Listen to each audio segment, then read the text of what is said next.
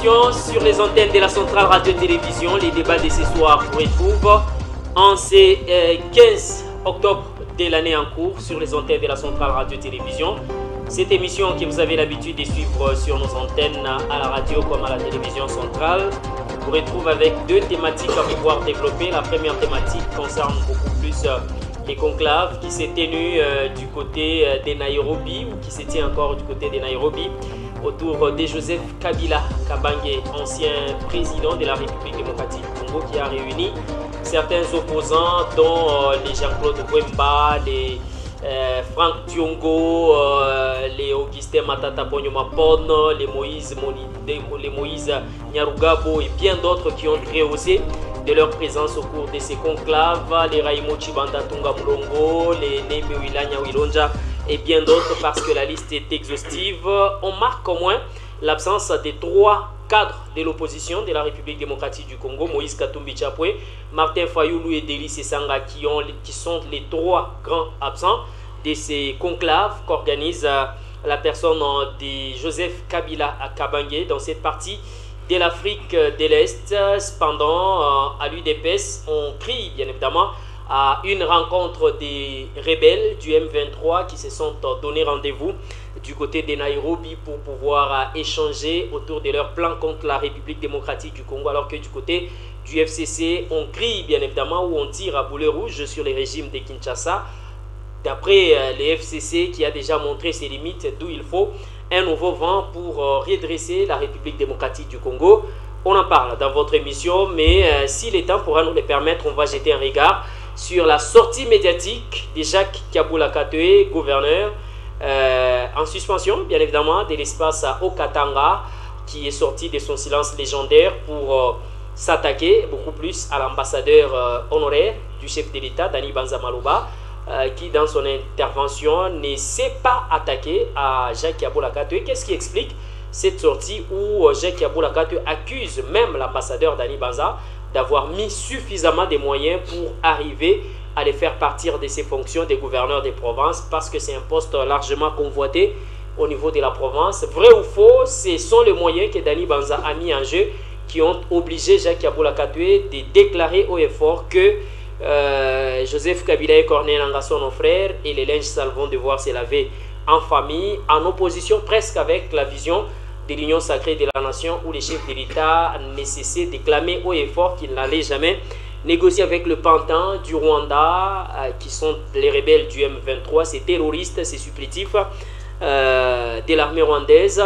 Alors, on en parle dans votre émission, les débats de ce soir. Ils sont mes invités sur ce plateau. À ma gauche, vous reconnaissez sans nul doute l'assistant Willy Poyomukendi, qui s'est dit les bombardiers des antivaleurs, les 6600 gigas, les chouchis de sa base et bien d'autres sobriquets qu'il s'est déjà attribués. Lui, c'est l'assistant Willy Poyomukendi, communicateur au sein de l'UDPS, Fédération de la Montagneuse Vie Délicatie, Permanence de la Gare. Bonsoir et bienvenue. Bonsoir, monsieur Moutou. Grande est ma joie aujourd'hui d'être avec Maître Massimang, ou Maître Massimang, ou Maître Samson Kapenga Macron. Kapenga, l'homme du moment. Et aussi avec vous, je suis très ravi. Et puis je salue en passant de la population de Likasi et puis toutes les autorités, tant politiques et administratives. Merci. L'émission que vous suivez est en direct sur les antennes de la Centrale Radio-Télévision. On l'appelle Maître Samson Kapenga Macron. Il est notre invité en tant qu'analyste indépendant. Bonsoir Maître et bienvenue. Bonsoir Likasi. Bonsoir également à mes co-débatteurs et merci à vous pour l'invitation. À mon extrême droite plutôt, vous reconnaissez sans nul doute la personne de Maître Martin Massimango, qui est notre invité en tant qu'analyste indépendant aussi, mais proche de la Mouka. Bonsoir et bienvenue. Merci monsieur le journaliste. Une fois de plus encore, bonsoir à mes co-débatteurs. Je salue également tous ceux qui sont en train de nous suivre à travers tous les canaux de la Centrale Télévision. Merci de nous avoir invités.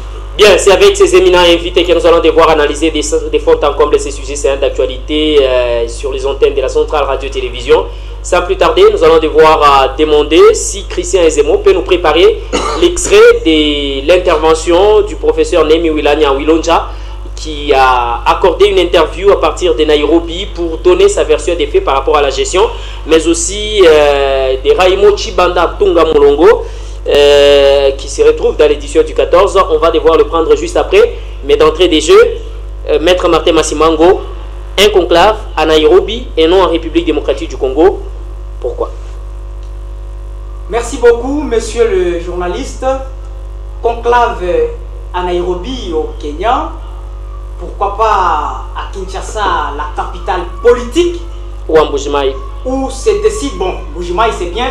Je voudrais ici qu'on puisse beaucoup plus s'apaisantir à Kinshasa, étant donné que c'est ça même, toutes les décisions, la santé politique de la République démocratique du Congo se décide à Kinshasa.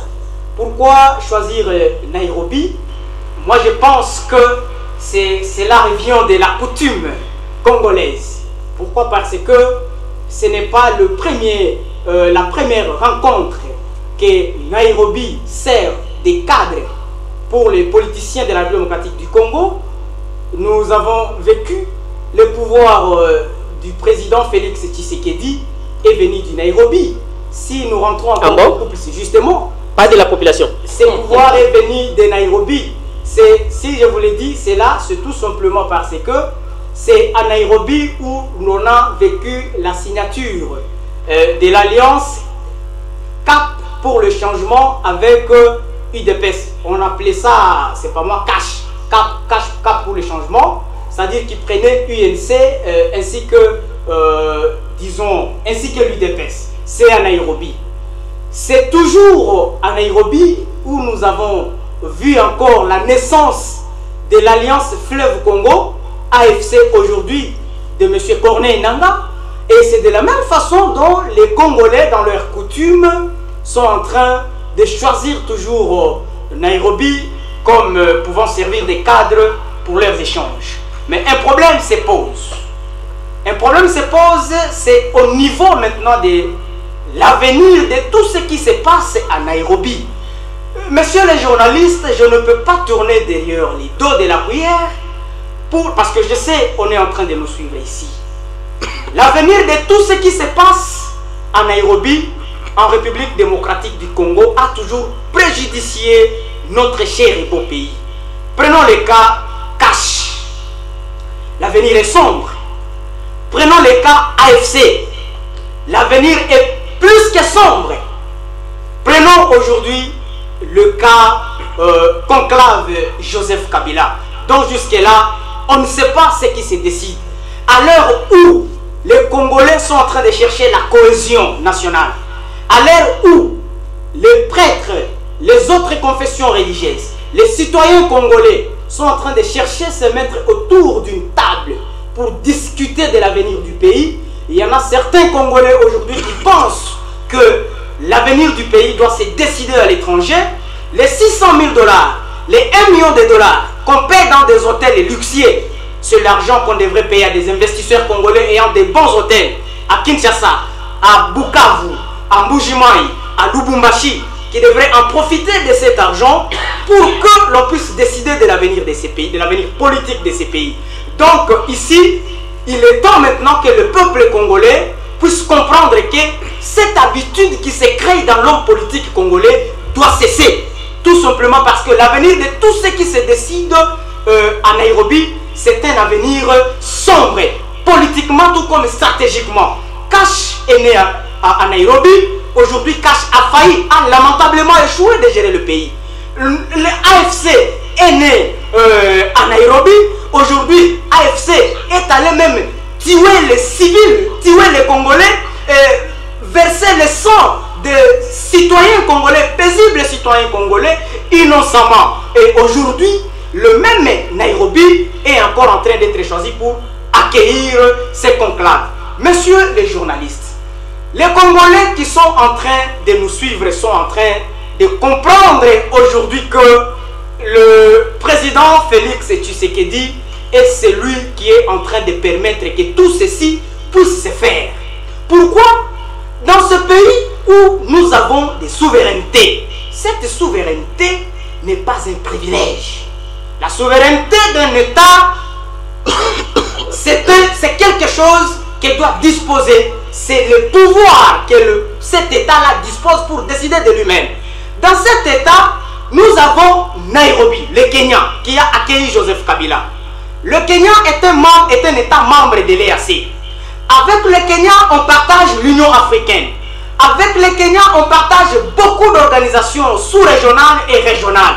Mais le même Kenya aujourd'hui qui a appris que Joseph Kabila était condamné à mort dans ces pays pour les exactions, selon la justice congolaise, commises à l'Est de la République démocratique du Congo, le même pays qui a accrédité son ambassadeur ici reçoit encore ses conclaves là-bas. Et cela sans que le ministère des Affaires étrangères de la République démocratique du Congo, du régime de M. Félix Tshisekedi, puisse même inviter son ambassadeur afin qu'il puisse même donner quelques explications pour savoir pourquoi ces gens se réunissent. Je ne voudrais pas ici faire le procès d'intention pour dire que peut-être à Nairobi on décide d'autres choses parce que jusque-là je ne connais pas. Mais je dis, si on était dans un État souverain, un État sérieux, déjà à partir de maintenant, l'ambassadeur kenyan en RDC devrait déjà être convoqué pour s'expliquer pourquoi est-ce que son pays a accueilli les condamnés à mort et d'autres condamnés politiques pour leur conclave. Merci. Maître Samson Kapenga Macro, un conclave qui fait peur au régime en place. Voilà, merci beaucoup à M. Trésor. J'aimerais d'abord redresser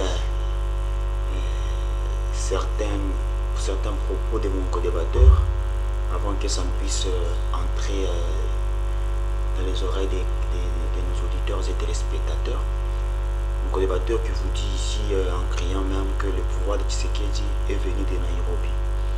Donc il est en train de brader notre souveraineté, il est en train de brader notre démocratie et de remettre en cause tous les efforts fournis par nos pères de l'indépendance pour que nous puissions être là où nous sommes aujourd'hui.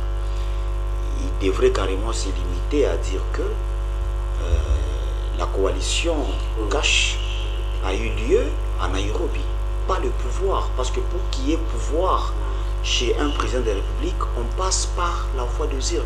Et il y a eu élection, non pas à Nairobi, il y a eu élection sur le sol congolais et les Congolais ont voté Tshisekedi pour qu'il soit leur président de la République.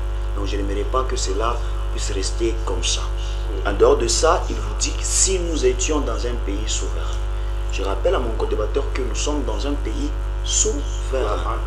Et nous avons également des indices qui prouvent que nous sommes véritablement un pays souverain. Nous avons notre armée, nous avons notre police, nous avons notre autonomie de gestion de notre budget, nous avons nos institutions légalement établies, nous avons notre territoire, donc nous avons tout ce qu'il faut pour que nous puissions être aujourd'hui un État souverain.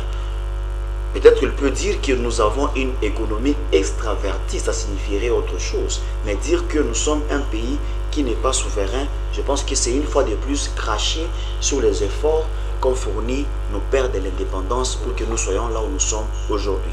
En dehors de ça, il remet en cause les sérieux du pays. Non. Quand vous dites que le pays n'est pas sérieux, donc c'est-à-dire ses animateurs ne le sont pas. Alors que c'est une aberration de dire sur ce plateau que nous avons des autorités moins sérieuses. Or, nous avons des autorités sérieuses qui font ce qu'elles peuvent pour que le peuple congolais puisse avoir sa paix, pour que le peuple congolais puisse avoir de quoi mettre sous sa table. Ce n'est pas facile, elles se battent pour que nous puissions être là où nous sommes aujourd'hui. Ici, M. Trésor, j'aimerais répondre comme Jésus-Christ en son temps. Nous devons laisser les morts s'enterrer eux-mêmes. Parce que Kabila, il est considéré comme un mort. Parce qu'il y a un verdict, il marche avec ce que l'on appelle l'épée Damoclès sur sa tête. À tout moment, ça peut lui tomber dessus et ça lui arrache la gorge. Pourquoi? Parce que c'est un monsieur qui est condamné à mort. Il est condamné à mort par la justice militaire congolaise, et le fait pour lui d'être condamné à mort, c'est quelqu'un qui attend juste l'exécution de sa peine. Maintenant, ici, j'avais suivi Kabila faire appel à l'opposition congolaise. Mais quand vous regardez la présence qu'il y a eu en Nairobi, il n'y a pas eu les opposants. Il y a eu que le rebelle qui ont accompagné l'un de leurs sur les lieux de Nairobi, tout simplement.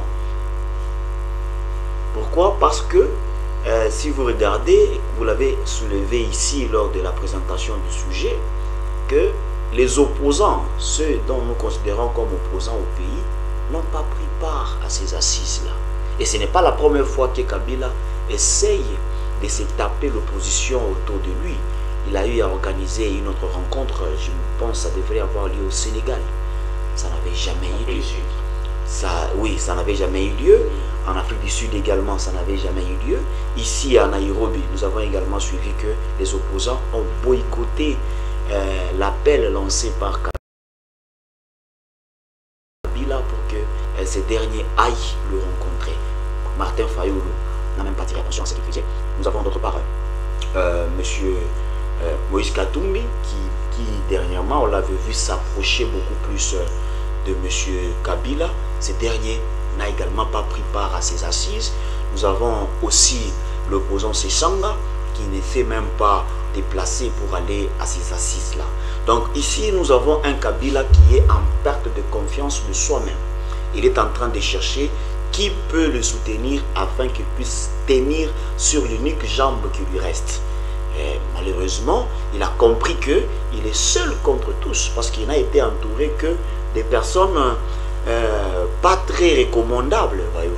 Donc quand vous avez des gens comme des Frank Djongo, donc des gens qui font du mal à la République, les gens comme les Perro Loara qui viennent couvrir des manifestations comme ça. Donc c'est un conglomérat là, des malfaiteurs qu'on a rencontrés là à Nairobi, qui se sont rencontrés pour faire ce qu'ils veulent. Nous, en tant que République, je pense que le ministre Jacquemain Chabani a été très clair par rapport à la question. Il a dit que ce que nous, République, nous devons craindre, ce sont les compromis qui pourraient ressortir de là dans le sens de déstabiliser le pays. Mais tant qu'ils font leur rencontre dans le cadre de se solidariser, dans le cadre de se rendre encore plus visibles, ça ne concerne pas la République. Mais s'il y a des gens dans ces rencontres-là, s'il y a des décisions qui se sont fait prendre dans ces assises-là, dans le sens de venir déstabiliser la République, dans le sens de venir encore beaucoup plus verser les sangs de notre population, qu'ils sachent que l'État est là et l'État va devoir riposter de la manière la plus forte que possible. Merci. Merci, Maître Samson Kapenga Macron. Avant que nous puissions donner la parole à l'assistant Willy Pomkendi, on va devoir écouter les quelques interventions de ces acteurs politiques de l'opposition, le professeur Nemuilanya Wilonja, Augustin Matata Ponyo Mapono et Raimo Chibanda Tunga Mulongo, qui se sont exprimés en marge, bien évidemment, de ces conclaves qui se tient à Nairobi. Suivez. Professeur Nemuilanya, vous êtes ici à Nairobi au Kenya où vous participez à ce congrès de l'opposition. Qu'est-ce que les Congolais doivent attendre? Pourquoi vous avez décidé de vous retrouver ici, vous les opposants? Bon, je crois que c'était finalement un devoir patriotique, un devoir patriotique. Le pays se meurt et curieusement, on a un premier problème qui est très important. Ceux qui gouvernent le pays ne reconnaissent même pas la crise qu'il y a dans le pays. Et puis, loin encore, ne reconnaissent pas la gravité de cette crise. Rappelez-vous, le président Tshisekedi s'est retrouvé dans un des pays de l'Europe de l'Est où il avait clairement dit qu'il n'y a pas de crise en République démocratique du Congo. Et un de ses collaborateurs avait même dit que au Congo, il n'y a même pas de guerre. La guerre, c'est presque à 2000 km de Kinshasa. Donc je pense que c'était une exigence à un certain moment pour l'opposition politique et la société civile. Bref, les forces vives aussi, de pouvoir au moins eux, en ce qui concerne elles, en ce qui concerne, n'est-ce pas, la première question, y a-t-il oui ou non crise dans le pays et une crise grave, de reconnaître ou pas ce que ne fait pas le pouvoir jusque-là. Et deuxièmement, c'est encore important de faire cet exercice. Nous sommes des hommes de dialogue, mais nous ne sommes pas prêts à participer à n'importe quel dialogue.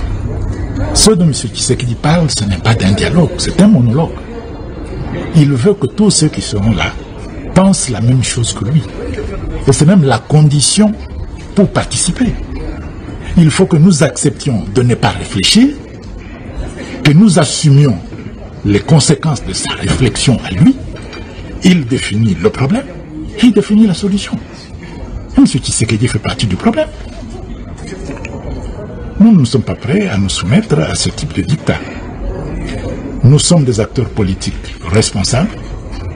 Nous avons la connaissance de l'histoire de notre pays. Nous savons ce qui marche, ce qui ne marche pas. Nous avons voix au chapitre.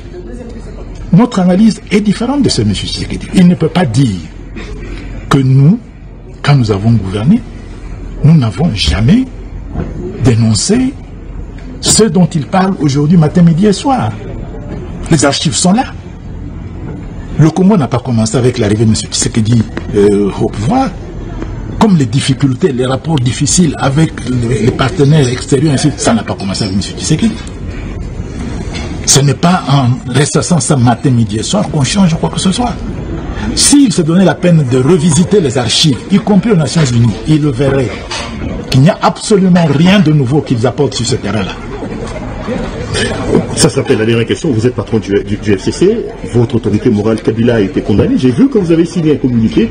Il a été condamné à mort, appelé à verser plus de 30 milliards de dollars américains. C'est pour la première fois qu'un média du Congo vous est. Quelle est votre réaction? Bien, merci beaucoup à Christian Ezemo de nous avoir permis de suivre ces quelques interventions des acteurs politiques. Finalement, un bloc vient de se créer autour de Joseph Kabila. Une nouvelle plateforme, Sauvons le Congo. Le Congo est en voie de disparition. Ils veulent sauver le Congo. Quel est le crime qu'ils commettent? Ça, c'est une vaste blague, M. Trésor. Bien avant ça, M. Trésor, avec les interventions de Maître Massimango, religieusement ces interventions, que j'appuie Maître Macron, parce qu'en principe, il ne faut pas faire croire aux gens que l'UDPS, l'actuel pouvoir, tire d'origine de Nairobi. Non, monsieur Maître Massimango. Parce qu'à Nairobi, on avait désigné M. Fayoulou comme le président de Cash, mais à l'interne, l'UDPS avait boycotté. À l'époque, le président Kabound, avec toute la base de l'UDPS, était contre que M. Fayoulou soit le leader comme candidat du Cash. Et au finish, l'UDPS a gagné les élections via la souveraineté, les élections organisées au pays. Dire que c'est Nairobi qui a donné le pouvoir, ça c'est une aberration vraiment. C'est quelque chose qu'il faut enlever que vous avez inculqué dans le chef des Congolais, que nous fêtions ici sur le plateau avec tous les Congolais qui sont à l'écoute en ce net des moments précis. Monsieur Trésor, c'est vraiment une aberration aujourd'hui. J'ai vite compris que M. Kabila, avec les propos de Alain André Atoudou, c'est vraiment une honte qu'un ancien président, comme sous d'autres cieux, on voit des anciens présidents qui, après leur mandat, c'est-à-dire sont devenus des consultants, des conseillers. On les consulte pour la résolution de grands problèmes, des conflits politiques de partout à travers l'Afrique. Mais ce dernier, Joseph Kabila, a opté, comme lui-même l'avait dit, tout était déjà prévisible. Je ne vous dis pas au revoir, mais à bientôt. Voilà, c'est bientôt ici. Il a opté le choix de prendre les armes, comme il en a l'habitude, comme c'est dans son ADN, de procéder par la reconquête du pouvoir, en massacrant les Congolais, en siégeant des territoires très riches en minéraux, en matière, en métaux précieux, pour s'autofinancer, et aussi l'enrichissement de ce prédateur ou se mettre à penser politiquement ou économiquement pour les retours au pouvoir. Ce qui s'est passé à Nairobi, c'est un conglomérat d'aventuriers, de fugitifs, de spécialistes en matière de la corruption. Quand nous prenons Raymond Chibanda, c'est lui l'acteur principal, n'est-ce pas, de la signature des accords suicidaires, les accords du 23 mars sous la médiation du président honoraire nigérian Obasanjo.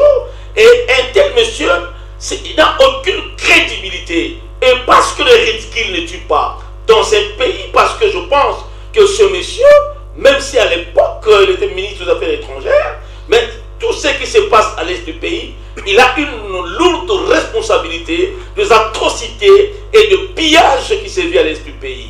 Je prends Mata Pognon, c'est un acteur d'abord condamné par la justice congolais, un fugitif en cavale. Et ces derniers n'ont aucune leçon à donner au peuple congolais, étant donné que ce Congo n'appartient pas à Mata Pognon, étant donné qu'il y a plusieurs cerveaux dans ce pays qui peuvent servir la République. Mais quand vous Mata Pognon en train de se frotter les mains à Nairobi, étant donné que même un Congolais, moi sait très bien que ces derniers étaient impliqués sous le régime de Kabila, une protection vraiment des acteurs qui avaient pour mission de s'enrichir politiquement et de devenir plus puissants et après le pouvoir et planifier pour la reconquête encore du pouvoir. Je prends Franck Ndiongo, je comprends, moi je le comprends. Franck Ndiongo c'est une épave politique. Pourquoi c'est une épave? Vu son âge, la lutte qu'il a su mener. Nous n'avons pas besoin des attaques individuelles. On a besoin de vos idées par rapport à la qualité pose problème de ces acteurs. Ces acteurs n'inspirent aucune confiance dans le chef des Congolais via leur passé politique, économique, n'est-ce pas? Le peuple n'est pas dupe aujourd'hui. Nous ne sommes pas dupes, monsieur Trésor. Nous connaissons la qualité, le parcours politique de chaque acteur présent à ces assises de Nairobi, que je considère comme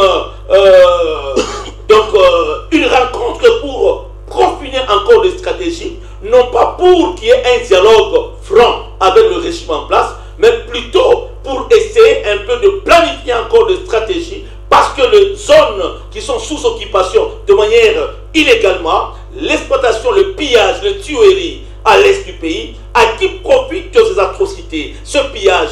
Est-ce à ces aventuriers politiques, à ces criminels ou à ces rebelles? Moi, je crois que s'ils se frottent les mains, ils se disent qu'ils sont capables de compétir.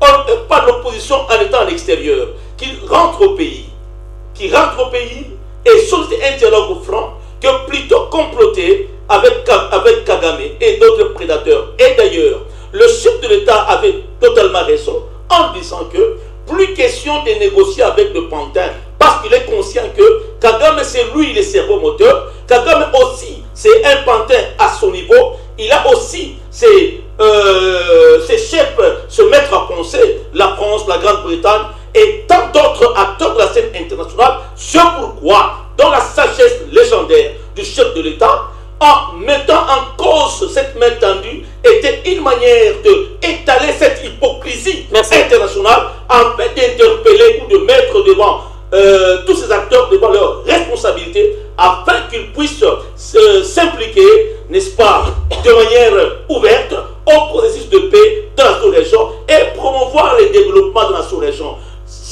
Je suis en disant que c'est vraiment une déception, une haute trahison. Parce que j'ai suivi le ministre de l'Intérieur à qui je salue pas ça, Jacques Chabani a dit, si c'est pour des raisons de démocratie, tant mieux. Mais le fait que d'aller comploter avec des gens qui ont le sang de nos frères, quelle que soit leur revendication, au XXIe siècle, avec le pratique de la démocratie, on ne peut pas prétendre ou permettre, accompagner des acteurs qui sont frustrés, qui, entre guillemets, sur le plan interne, mais ces derniers décident de prendre les armes, comme Nanga pouvait dire, tout est bantu bangapi. Éthique négocier. Merci. Donc, Merci leur beaucoup. stratégie, c'est verser le sang. Que pour que les chefs de l'État plus accepter, plus. Merci beaucoup. Merci, monsieur l'assistant. Merci. Alors, maître Martin Massimango.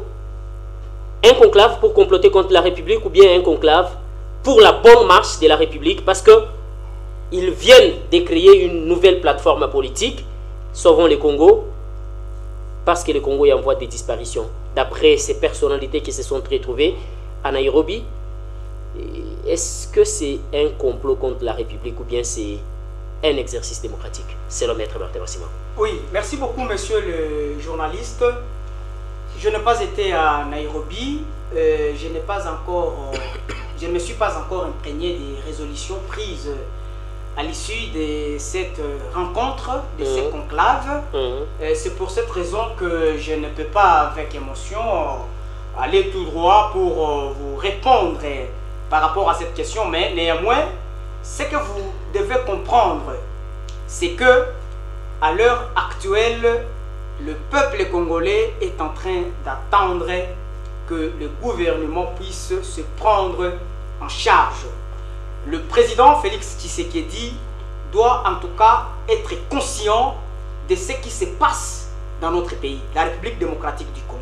C'est ce dont le peuple a besoin pour le moment. Conclave tenu par-ci par-là, tout cela, le peuple congolais, ce qui l'intéresse, c'est le dialogue inclusif qui doit mettre autour d'une table tous les compatriotes congolais, discuter du pays, parce qu'aujourd'hui, selon les schémas de Kigali, si nous allons très loin, selon les schémas de Kigali, ce n'est pas Kigali qui convoque les dialogues intercongolais. Les dialogues intercongolais est soutenu par toutes les forces politiques de l'opposition, non armées, tout comme armées. Le dialogue politique est soutenu par beaucoup de mouvements de la société civile congolaise. Le dialogue social est en train d'être soutenu par tous les patriotes congolais, sauf ceux-là qui ne réfléchissent pas dans l'angle d'amener la paix dans le pays. Pourquoi? Parce que aujourd'hui, si nous essayons de voir, d'ailleurs, messieurs les journalistes, je vais vous choquer.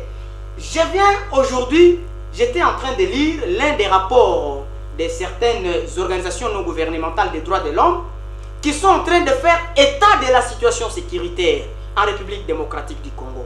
Et c'est cette situation qui doit interpeller les autorités congolaises pour le moment. Aujourd'hui, on peut citer seulement l'Est. L'État, le Rwanda est en train de ravir la paix des paisibles citoyens qui sont du côté de l'Est. Mais allons au niveau de Kinshasa. Kinshasa n'est pas en paix avec les phénomènes Mobondo partout au Bandundu. La situation sécuritaire du pays est préoccupante.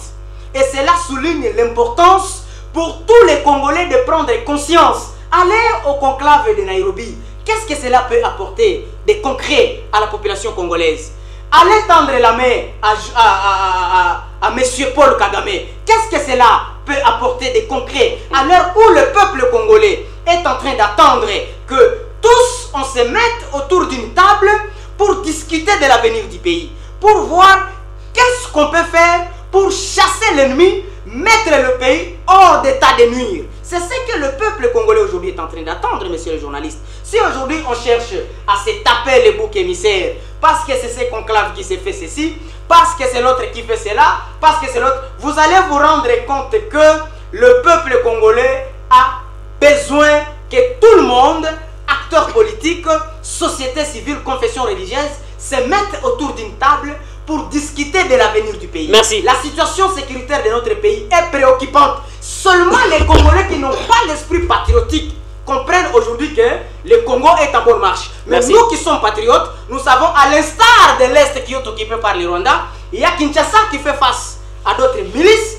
il y a le Bandundu qui fait face au phénomène Mobondo, il y a d'autres sites, il y a partout dans les quatre coins de l'étendue de la République démocratique du Congo, la situation sécuritaire est préoccupante, reste à désirer et appelle de nous une grandeur. Évitons de faire le dialloïsme. Les Congolais doivent être conscients. Là que ça ne va pas, mettons-nous là-bas, disons que ça ne va pas. Quand on vient ici dire devant les Congolais que non, les choses vont bon train, ceux qui sont là au conclave de Nairobi, ce sont ceux-là qui sont comme ça, c'est jeté en pâture. Le peuple n'a pas besoin de toutes ces comédies. Merci beaucoup. Le peuple a besoin de se mettre autour d'une table pour discuter, se dire des vérités, discuter et décider sur l'avenir du pays. Merci. Maître Samson Kapenga Macron, sauver le Congo et l'obligation qu'a tout citoyen de la République démocratique du Congo, conformément à l'article 64 de la Constitution, empêcher tout celui qui prend le pouvoir par la force ou l'exerce de manière erronée ou en violation des textes légaux de la République démocratique du Congo. Tout Congolais a le droit de sauver la patrie. En quoi cette rencontre gêne les régimes en place, alors que l'on a vu à l'époque où Joseph Kabila était président de la République, il y a eu un conclave qui s'est organisé à Bruxelles, Genève, Dakar et bien d'autres conclaves organisés par les opposants. Cela n'a pas poussé les régimes de l'époque à interpeller tous ces opposants Mais aujourd'hui, on sent que le régime est vraiment en mal en apprenant qu'il y a un conclave qui se tient à Nairobi. Oui, merci beaucoup à M. Trésor. Ici, je n'aimerais pas que mon co-débatteur puisse s'emballer. Il faut un peu qu'il reste dans le texte, du contexte. Ça va nous permettre à ce que nous puissions bien évoluer. Parce qu'il écrit ici qu'à Kinshasa, il y a une milice. C'est grave ça. Il parle de quelle milice à Kinshasa? Il faut la nommer, ou bien il est chef d'une milice qui va amener à Kinshasa incessamment. Donc on n'est pas informé. Merci beaucoup, c'est lui qui a la parole. Merci, vous avez votre temps de parole maintenant. Merci beaucoup. Vous avez votre temps de parole. Merci, allez-y. Il faut être humble quand on discute. Allez-y, c'est lui qui a la parole, maître. C'est lui qui a la parole. Merci. Voilà, c'est pour autant dire quoi? Quand on n'a pas de précision sur certaines choses, ça ne sert à rien de venir crier sur un plateau de télé qu'à Kinshasa il y a une milice. Voyez-vous? Donc ça risque un peu de créer une psychose inutile au sein de la population, alors que si aujourd'hui on vous prenait pour que vous puissiez aller démontrer des choses que vous relatez sur la place publique, vous allez commencer à crier à l'acharnement ou à ceci, à cela. Alors que c'est vous qui êtes en train de faire des déclarations gratuites. Ici, Monsieur Trésor, nulle part j'ai vu le gouvernement décerner une invitation, un mandat de comparution, un mandat d'amener contre les participants à l'histoire là de Nairobi. Alors, je ne sais pas par quel mécanisme vous prétendez que le régime est inquiet, le régime veut interpeller X ou Y, alors qu'à l'époque de Kabila, il y avait... Le vice-premier ministre en charge de l'Intérieur, dans sa sortie médiatique, ou en réaction autour de ces conclaves qui se tiennent à Nairobi, a signifié que s'il y a un plan pour déstabiliser la République, le gouvernement prendra toutes les dispositions face à ceux qui veulent déstabiliser le pays. Ça, c'est légitime, M. Trésor. Sauver le Congo, c'est déstabiliser le pays. Non, ça, c'est légitime. Il dit si... La plateforme créée s'appelle Sauvons le Congo. Lui, il a parlé au conditionnel. Il dit si les résolutions qui vont sortir de là iront dans le sens de déstabiliser le pays va riposter. Et ça, c'est légitime. Parce que je ne vois pas à l'époque de Kabila les opposants se réunir pour venir lui faire la guerre. Mais Kabila, c'est que lui, on ne l'avait jamais fait pendant ces 18 ans.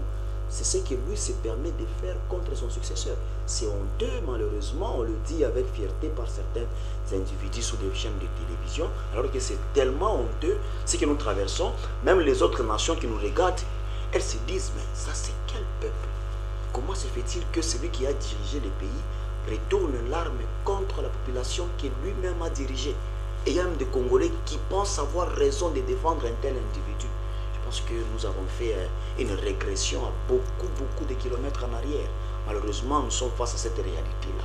Ici, M. Trésor, nous devons nous mettre d'accord que les opposants du temps passé n'étaient pas des condamnés à mort. N'étaient pas des gens qui ont touché aux armes pour faire du mal à la population congolaise. Mais aujourd'hui, Kabila ne devait pas être considéré comme un opposant. Kabila a une autre posture, c'est laquelle il est considéré aujourd'hui comme l'autorité morale d'un mouvement insurrectionnel, autorité morale d'un mouvement rebelle. Voyez-vous, quand un rebelle, condamné même en justice, se permet d'appeler d'autres Congolais afin qu'ils puissent parler République, ils vont parler de sauver qui, comment et pourquoi. Parce que l'article que vous avez évoqué ici, l'article 64, ça parle du fait que la population était dans le droit de faire partir celui qui use d'un pouvoir en dehors des textes légaux. Mais ici, nous avons des institutions légalement établies. Tshisekedi n'a pas fait un coup d'État pour être là où il est. Tshisekedi n'est pas là en dehors des textes de la République. Il est dans un mandat légal. Toutes les institutions du pays sont dans un mandat légal. Alors, s'il faudrait utiliser l'article 64, on ne peut que l'utiliser contre Corneille Nangaa. On ne peut que l'utiliser contre Kabila.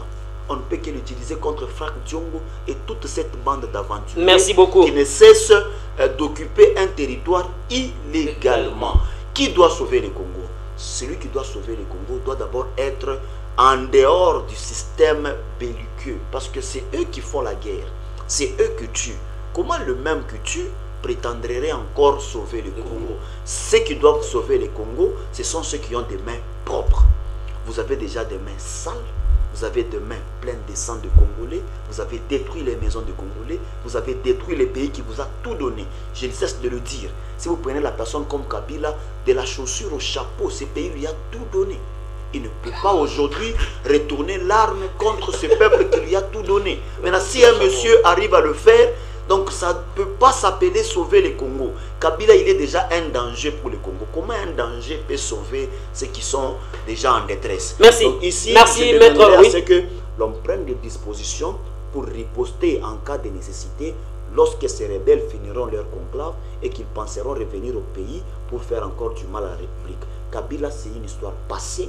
Nous devons avancer. La Constitution ne le permet pas de revenir comme président de la République. Aujourd'hui, il est déjà un condamné à mort. Tout ce qu'il attend, c'est l'exécution de sa peine. Merci. 099 389 33 24 099 389 33 24 081 008 16 14.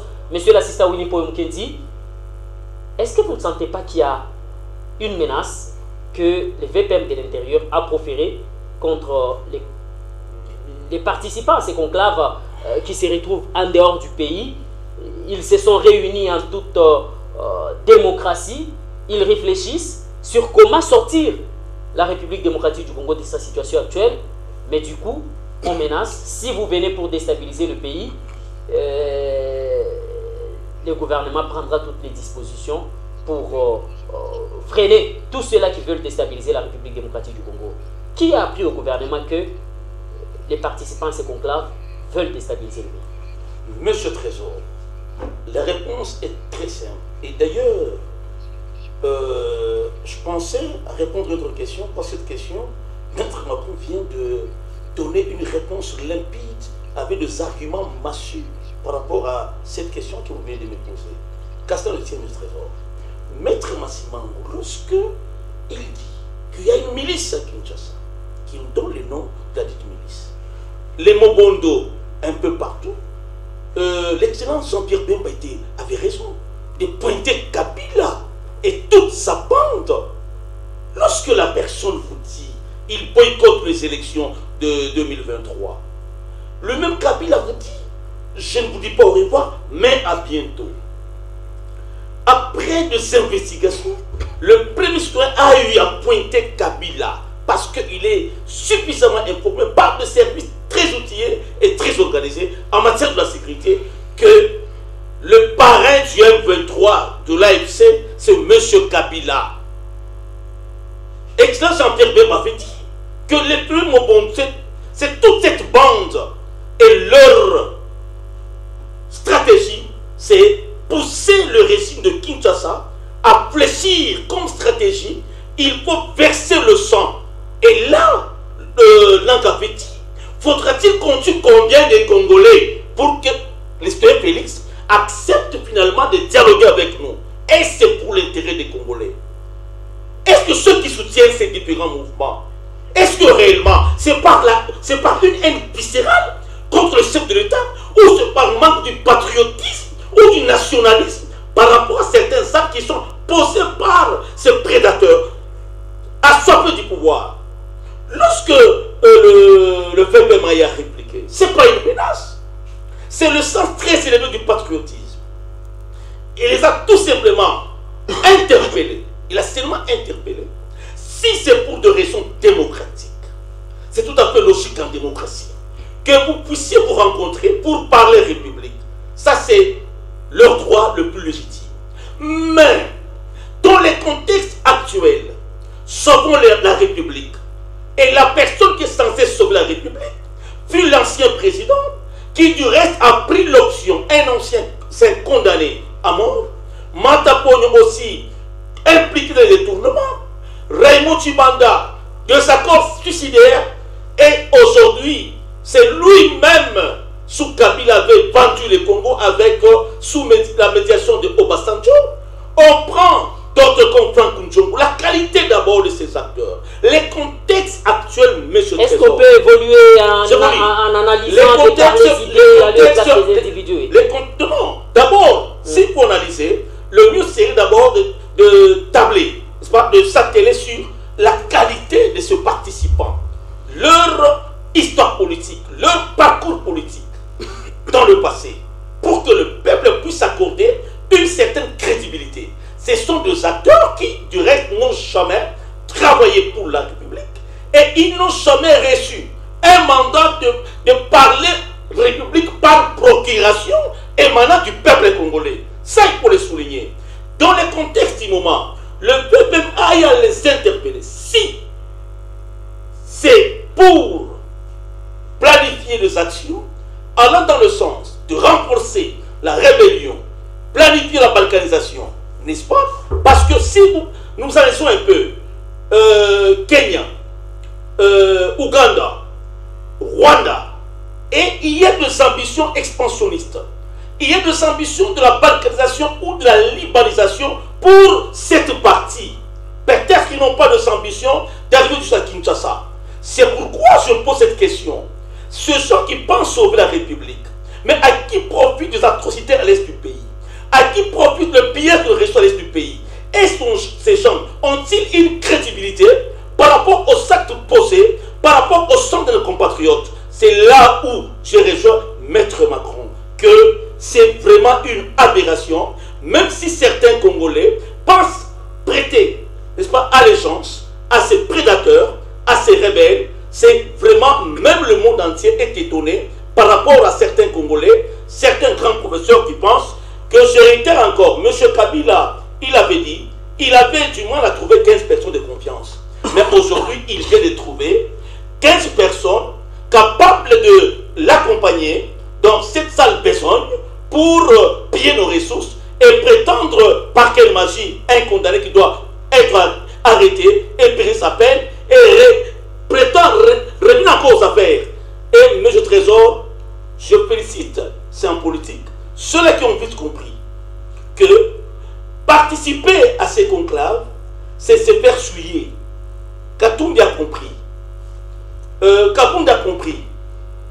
D'autres acteurs très avérés, avec ce conflit, ce problème de leadership au sein de l'opposition congolaise, que Kabila, le maître à penser, il maîtrise certains Congolais par rapport au biais vert et par rapport à leur immaturité, que ce sont des gens qui, moi Kabila, pendant 18 ans, ces gens peuvent être facilement, on peut facilement les acheter avec le billet vert. Lui-même avait dit qu'un Congolais, qu'un acteur du Congolais, à cause des billets verts, il est prêt même à vous donner sa femme pourvu qu'il trouve ses billets verts. Donc je pense que d'autres sont allés là-bas, pas par patriotisme, par intérêt égoïste, par la haine, par méchanceté, par vengeance vis-à-vis du régime, sans aucun fondement. J'ose croire que Kabila maîtrise tous ces acteurs-là. La plupart sont dans ses poches. Et Moïse Katumbi et les autres ont vite compris que ce monsieur n'est pas crédible. Et ils ont révisé de ne pas se faire suivre. Merci beaucoup. 099 389 33 24 099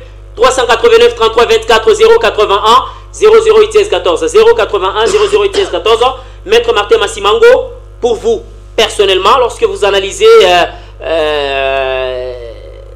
ces schémas de sauver la République démocratique du Congo, il vous donne quelle piste pour arriver à sauver la République démocratique du Congo? Les élections, ou bien il y a un autre schéma qu'ils ont opté du côté de Nairobi pour sauver la République démocratique du Congo? Parce que je ne sais pas, un opposant a quel moyen pour arriver à sauver la République démocratique du Congo, par exemple du joug de la dictature, hormis peut-être participer aux élections, occuper les postes de responsabilité qui feront en sorte que l'opposition puisse gérer la République démocratique du Congo. Or, Joseph Kabila avait boycotté les élections de 2023.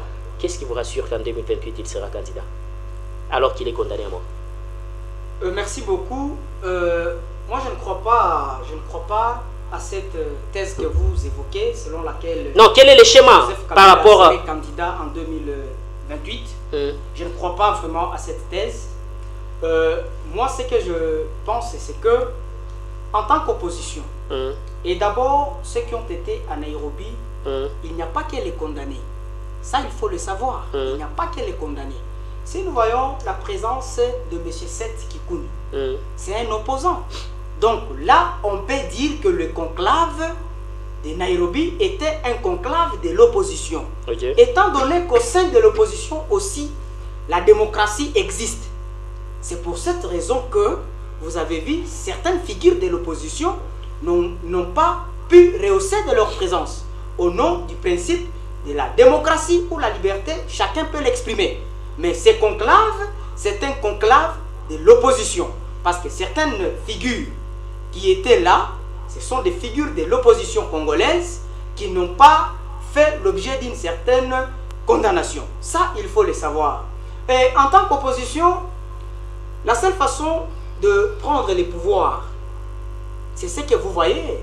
Le soldat du peuple, le président élu, Martin Fayoul, mais non nommé par ceux qui ont voulu tripatouiller le résultat, parce que c'est connu de tous que les résultats, que ce soit des 2018 et d'autres que les autres connaissent, au moins nous qui connaissons, cela a été véritablement tripatouillé. Et c'est pour cela, jusqu'à preuve du contraire, nous resterons toujours en train de l'appeler soldat du peuple, Martin Fayoul. C'est d'ailleurs le seul opposant qui avait même intérêt, je l'ai toujours dit, et les Congolais savent que s'il y avait un seul opposant qui devrait aujourd'hui décider de prendre les armes contre les pouvoirs de M. Tshisekedi, c'était Martin Fayoul. Mais il ne l'a pas fait, tout simplement parce que c'est un opposant de la non-violence. Et il sait que M. Félix Tshisekedi a fait un atterrissage forcé à la Majesté suprême. Et ce qu'il faut, c'est d'attendre ce que la Constitution prévoit en 2018. Et je vous l'ai toujours dit, et je ne le cesserai de le dire, en 2028, l'UDPS sera conjugué au passé. M. Félix Tshisekedi sera conjugué au passé. Et vous allez voir que l'opposition non armée va remporter le pouvoir. Et c'est là que le dialogue ait lieu, que le dialogue n'ait pas lieu. La constitution congolaise est là et l'opposition, je crois que l'émission est enregistrée. Un jour, je vous demanderai les archives. Je vous dirai qu'en 2028, l'opposition politique va renverser M. Félix Tshisekedi et l'histoire sera marquée pour le départ de ces pays. Merci beaucoup. 099 389 33 24. Ce qui nous permet déjà d'aborder la deuxième thématique parce qu'il ne nous reste que 10 bonnes minutes pour conclure avec ces sujets. Donc cette émission plutôt sur les antennes de la centrale radio-télévision. Jacques Kaboula Katoé qui est resté silencieux depuis qu'il est allé à Kinshasa. Subitement, il fait une sortie médiatique qui surprend presque tout le monde en accusant l'ancien ambassadeur du chef de l'État, Dani Banza Maloba, d'être à l'origine de tout ce qui lui arrive. Vrai ou faux? Voilà, ici, Monsieur Trésor, parlant du gouverneur Jacques Kaboula Katoé, je pense que les Congolais sont en train de suivre de très près son parcours politique. Depuis qu'il a été DIRCAB, ministre et aujourd'hui gouverneur, pas par une fois, mais c'est pour la deuxième fois qu'il est élu comme gouverneur. Il y a quelque chose que je n'ai pas aimé dans cette procédure que Jacques Kaboula lui-même a embrouillé. Jacques Kaboula est à Likasi. Il fait un meeting au camp CFP et après il se dirige à Evando, je crois quelque part là-bas. On voit un Jacques Kaboula plein d'énergie, un Jacques Kaboula très en forme, en train de tenir son discours et de faire sa tournée. Après, on voit Jacques Kaboula prendre la direction de Kilela Balonda, où il devait également, c'est pas inaugurer quelque chose, ou bien lancer un quelconque travail. Maintenant, quand Jacques Kaboula est à Kilela, on voit une correspondance de Kinshasa l'appelant pour que ce dernier puisse aller répondre de quelque chose à Kinshasa. Mais du coup, Jacques Kaboula Katoé disparaît des radars. On commence à les chercher avec une torche en plein jour.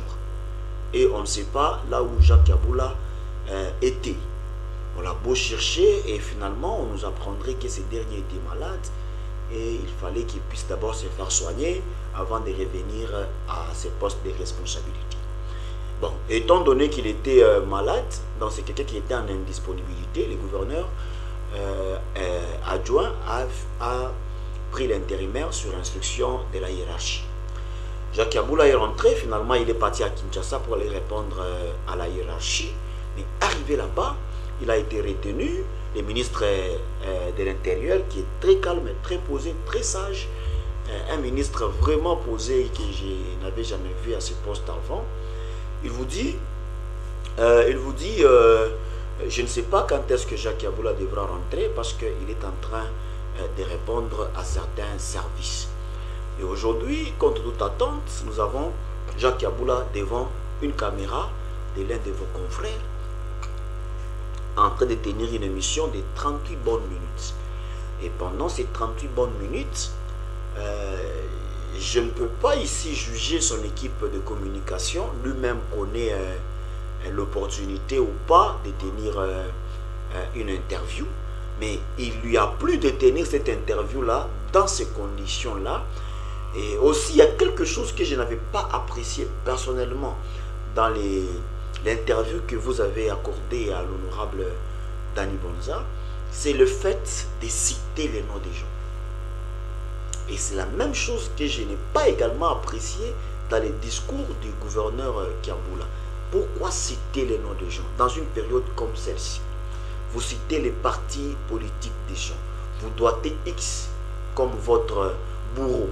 Vous doitez Y comme celui qui veut de vous ou bien de votre poste. Vous êtes leader d'opinion. Quand un leader d'opinion parle, il doit faire de son mieux pour ne pas diviser davantage la population.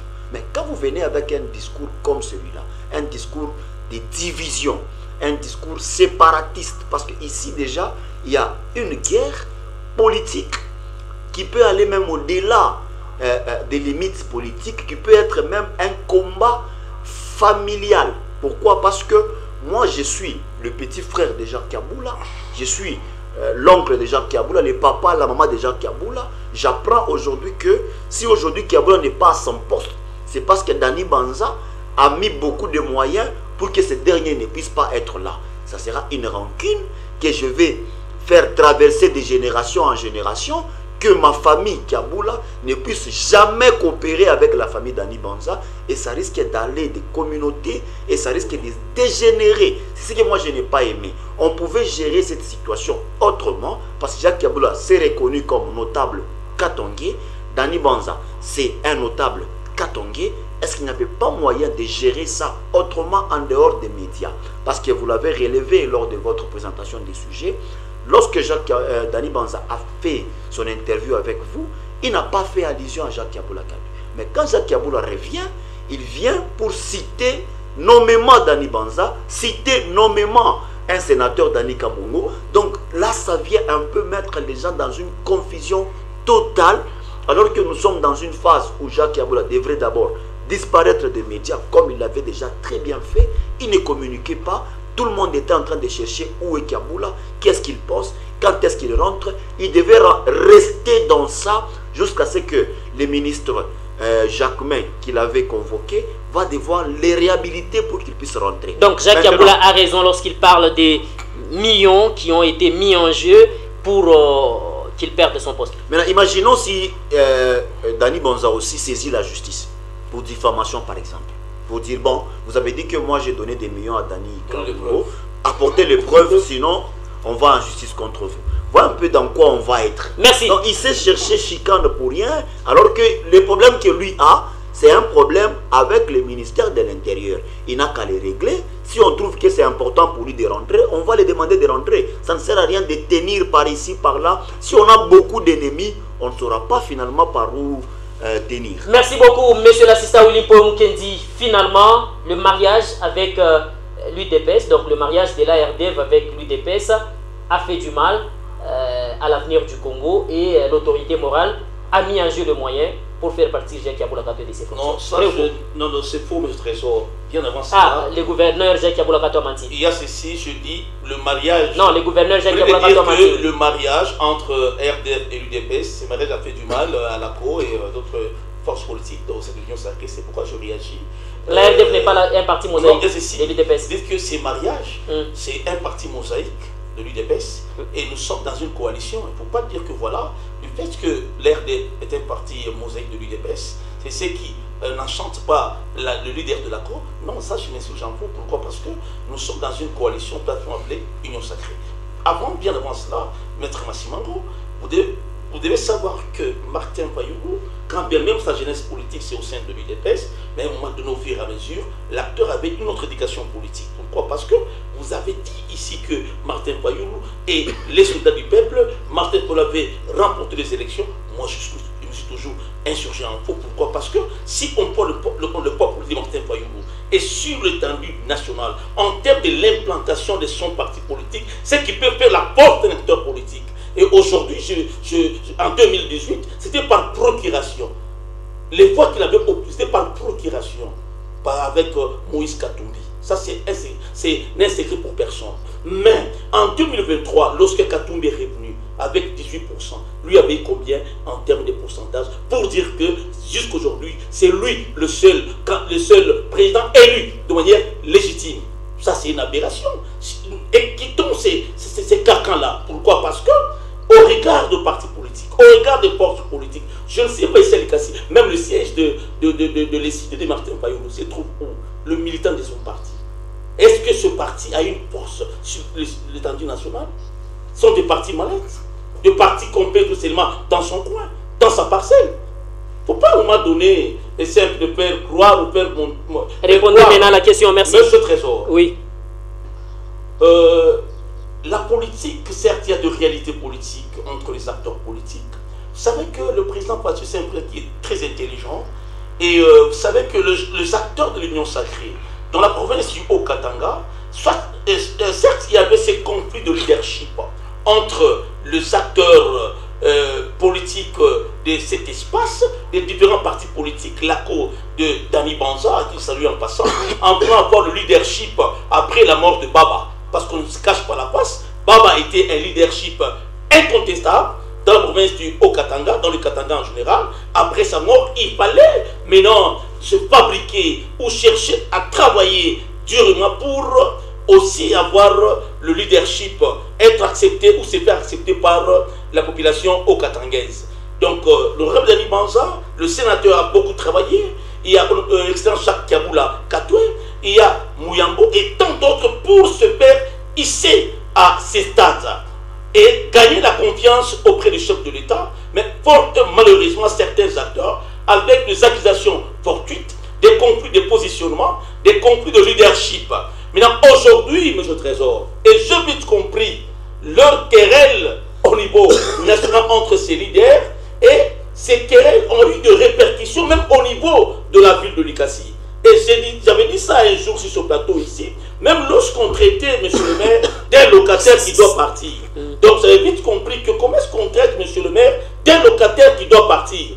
Alors j'avais vite compris que, et les blocages de certains projets initiés par le maire de la ville dans la ville de Likasi, alors que le leader de la province appartenait à l'ARDF, et Dani Banza, le maire actuel, entre parenthèses, de l'ACO. Et c'est aujourd'hui que j'ai vite compris qu'il y a eu des coups bas entre les acteurs de ce parti politique, avec beaucoup plus de ramifications, allant dans le sens de bloquer le développement de la ville. La sortie médiatique de gouverneur Jacques Kiaboula Katoué, mon frère Trésor Montou, est-ce une stratégie? Est-ce que le gouverneur Jacques Kiaboula, est-ce que c'est un stratège, sa sortie préparée, ou soit une stratégie par de gens, parce qu'il est à Kinshasa dans ses lobbying, pour qu'il soit rétabli dans ce Mais au moins vous reconnaissez que votre sénateur Dani Kabongo a été financé par Dani Banza. Je reviens. Oui. Hein? Donc par de gens qui sont peut-être influents, qui sont en conflit, n'est-ce pas, avec Dani Kabongo, en conflit avec Dani Banza, et pour faire une récupération politique, ces gens, dans leur façon de voir les choses dans un laboratoire, lui ont obligé de procéder par cette sortie médiatique pour peut-être convaincre tant soit peu, n'est-ce pas, le VPN de revenir à la raison par rapport aux services compétents qui sont en train de traiter ces dossiers.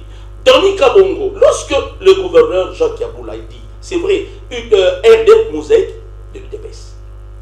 Or, si tel est le cas, lui il est à Kinshasa, l'ADF doit impérativement et obligatoirement accompagner les gouverneurs AI. Mais fort et malheureusement, lors du lancement, n'est-ce pas, pas, de travaux de la route qui est la Balanda jusqu'au niveau des frontières, il n'y avait aucun drapeau de l'ARD. Si c'était le gouverneur Kiaboula, on aurait assisté à une foule, même 2000 drapeaux. Est-ce au sein de l'Union sacrée, entre ces acteurs, est-ce que réellement ce parti allié, aussi au Katanga, accompagne le chef de l'État dans le reste du terme? Lorsqu'il dit, le gouverneur, que voilà, Dani Banza donnait, n'a pas dit aurait, il dit Dani Banza donnait de l'argent à Dani Kabongo, qu'on appelle le bulldozer de l'UDPS, pour procéder à cette campagne de diabolisation en fomentant de coups bas contre le gouverneur Jacques Kaboula pour qu'il soit mis dans le pétrin. Est-ce que les gouverneurs Jacques Kaboula détiennent-ils les preuves de ce financement? C'est là où mettre les erreurs de ce Macron en disant que, attention, ces acteurs doivent traiter ces problèmes. Comment vous reconnaissez que Dani Banza a mis suffisamment de moyens? Monsieur Trésor, moi je ne peux pas confirmer cela. Est-ce que c'est lui qui dit, c'est à lui de prouver, de dire que voilà, Dani Banza part et à travers ses canaux de communication, ce service de renseignement qui, jadis, qui lui avait apporté des preuves tangibles, n'est-ce pas, pour dire que voilà, il y a un problème et c'est Dani Banza, voilà le canon et même les transactions bancaires ou les personnes que Dani aurait utilisées pour donner de l'argent à Dani Kabongo de faire la guerre pour déstabiliser le gouvernement Kaboula, conflit de leadership pour l'occupation de la province. Mais Trésor, certes, lorsqu'on occupe un poste, ça se fait très bien que ces postes que vous occupez par nomination ou par élection, donc la politique, c'est un conflit. Ces conflits de querelles, de intérêts, des ambitions, c'est tout à fait normal. Mais c'est à celui qui allègue, qui acquise, n'est-ce pas, d'apporter des preuves. Mais ici, encore une fois de plus, je rejoins Maître Macron, quand nous regardons aujourd'hui dans l'espace Grand Katanga, nous voulons, il y a eu des échauffourées entre les différentes communautés, il y a eu l'intervention du chef de l'État dans cet espace, dans l'espace Grand Katanga, pour le bien vivre ensemble entre les communautés, mais le fait dans sa communication divise déjà non seulement les fans, la jeunesse qui sont derrière Dani Banza, derrière Jacques Kaboula, derrière Dani Kabongo, et vous avez suivi la réaction à chaud de Dani Kabongo, le sénateur, en disant ceci. Il a maintenant encore surchargé Jacques Kaboula dans un dossier économique en créant l'antifraude. Il a dit clairement que, savez-vous que le gouverneur Jacques Kaboula avait instruit à ces éléments de ne pas contrôler le conteneur de minerais, de pétrole, seulement d'autres produits. Et comprenez que c'est encore un autre dossier qu'on peut checker et voir clair pourquoi est-ce qu'il avait, si seulement si cela est une réalité, merci beaucoup instruit à ces services, à ces éléments de ne pas contrôler certains produits, mais de s'atteler rien que sur des produits que la farine et tant d'autres produits. C'est là où je dis que, merci. Merci. Je suis totalement raison, nous voulons vivre ensemble. Parce que quand vous êtes Dani Kabongo, on peut interpréter autrement. Merci, merci beaucoup. Merci. Communauté, merci beaucoup. Dani Banza, communauté, et moi Kaboula, nous voulons vivre en paix. Et ces acteurs ont l'obligation, sous le leadership du chef de l'État et de certains notables, merci. Autour du table. Avant de prendre les appels, merci beaucoup. Avant de prendre les appels, on accorde 1 minute à Maître Martin Massimango. Pour vous, qui a tort et qui a raison dans ces dossiers? Dani Banza n'a pas cité Jacques Kaboula Katoué, n'est là en rien accusé, mais subitement, Jacques Kaboula Katoué sort de son silence et s'attaque farouchement à Dani Banza. À qui profite cet état des choses? Merci beaucoup, monsieur le journaliste. 1 minute, c'est un peu peu. Votre clémence, je demande que vous puissiez me donner un fisc 2 minutes. Allez-y, rapidement. C'est un sujet très important. Oui. Et les Hauts-Katangais sont en train de voir ce qui se passe. En tout cas, je déplore le fait que monsieur Jacques Kaboula se permet d'abuser de son droit de silence.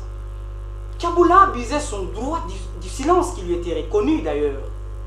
Vous savez, si je vais d'abord aborder ce plan sur le plan administratif. Vous savez, c'est pour cela en droit administratif, lorsqu'on prend le principe par exemple celui du privilège du préalable qui bénéficie les actes administratifs, à partir de cela, M.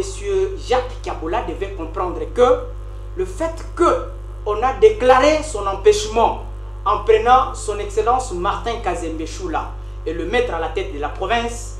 Jacques Kiaboula Katwe devrait se taire et être en silence pour voir comment est-ce que la province du Haut-Katanga devrait prendre autre air. Écoutez, messieurs les journalistes, l'homme politique congolais doit se départir de cette culture-là, de voir que quand il prend le bâton de commandement, il le prend avec l'attitude d'aller y aller éternellement, s'éterniser au pouvoir, sans savoir que demain et après-demain, le pouvoir va terminer.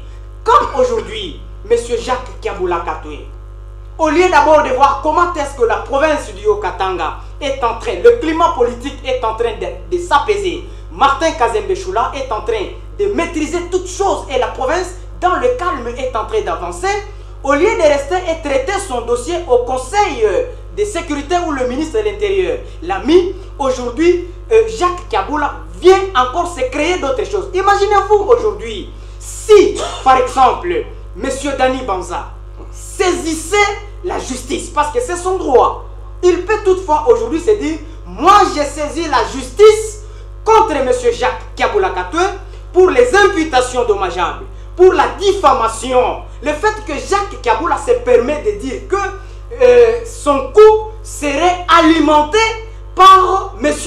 Dani Banza. Et quand il le dit, c'est froidement aux yeux, sans même utiliser un français au conditionnel, comme certains, l'un de mes co-débatteurs l'a soulevé ici. En tout cas, tout ce que l'on doit comprendre, c'est que le Haut-Katanga n'a pas besoin de la division. Nous savons que Jacques Kiaboula, Dani Banza, tous sont des notables katangais. Alors, cherchez les boucs émissaires. Aujourd'hui, M. Jacques Kiaboula commence à chercher les boucs émissaires.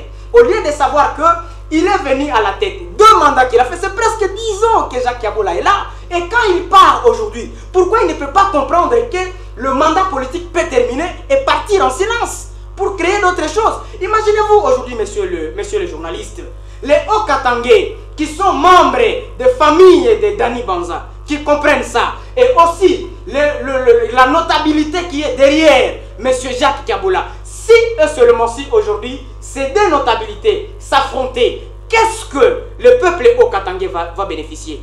À l'heure où nous sommes, c'est le temps où Mwanamayo, Martin Kazembe Choula, est en train de se battre pour asseoir les choses dans la province du Haut-Katanga, pour asseoir la politique haut-katangaise, et Jacques Kiaboula Katwe devait par conséquent profiter du droit de son silence, se taire et regarder comment est-ce que la province est en train d'évoluer. Merci beaucoup. 099 389 33 24. On prend maintenant les appels. On prend quelques appels rapidement et on conclut avec cette émission. 5 minutes seulement pour prendre les appels. On prend ce tout premier intervenant. Allô, bonsoir. Bonsoir. À qui avons l'honneur de votre point de vue? C'est depuis Katokade. Et j'ai 2 volets. Ok. Le premier est que ces co-débatteurs sachent que l'île de Pesse, c'est un parti de déception. Dani Banza est de l'île de Pesse, Kiaboula est de l'île de Pesse. Il n'y a que des déceptions. Le deuxième volet, que Kiaboula parte, le Haut-Katanga n'est pas seulement destiné à lui. Nous attendons 2028 que tout puisse changer. Merci beaucoup de votre point de vue. Allô, bonsoir. Allô? Oui, monsieur Président. Oui. Moi, je voulais parler seulement des premières thématiques. Hein. Ok. La réunion de Nairobi, c'est non-événement, puisque c'est une réunion de morts vivants. Leur sort, c'est la mort. Hein. Kabila n'est pas un modèle pour nous Congolais. Hein. Il a ses amis morts vivants, les condamnés toujours. Ils sont en train de faire tout pour piller le Congo. Merci. Merci beaucoup. Allô, Mwanaume Sauti Kwako. Jambo. Bonsoir, monsieur le Président. Bonsoir, Mwanaume Sauti Kwako. Nataka kusema hivi. Ndio. Pale opposition ya Njaka, peut-être moi vile Mungu pale pa plateau mgongo ile kuzalisha. Makonklave ilifanyika sasa vile kabla sita watoka kwa pouvoir. Kwa Mobutu kulifanyika makonklave mingi, bali kabla pale ilifanyika makonklave mingi. Kabla sisi ile ilifanyika. Na vile makompea ulitoka mangine. Ulitoka njia ya wifi, unatoka njia ya Kivuge, unatoka njia ya Kasipa, unatoka njia ya Kala, ainsi de suite. Tunaona? Haifaa kuminimize ile conclave. Allô? Allô? Oui, allez-y. Il faut prendre au sérieux ile conclave. Mumulize Mobutu kuliko Maroc. Ataonyesha maana ya conclave ile de Kalaka. Kama tunajireunir. Enfin, l'autre mot. Hizo kwa nafasi kufanyika. Andika hii mambo hii. Okay, merci de votre point de vue. Allô, bonsoir. Bonsoir. Bonsoir. À qui avons l'honneur de votre point de vue? Julio. Baba Julio, sauti kwa. Effectivement, mimi nataka usemaje conclave ya opposition armée ile ilifanyika Kenya. Mimi naomba gouvernement yetu ifanye kususpendre relation na Kenya. Ike Ruto chaque fois nani ministre wake alisemaga hata Ruto ero na remporter M23 na kusuda. Atupasi kukata ile relation hii. Na ni problem ya Jabula.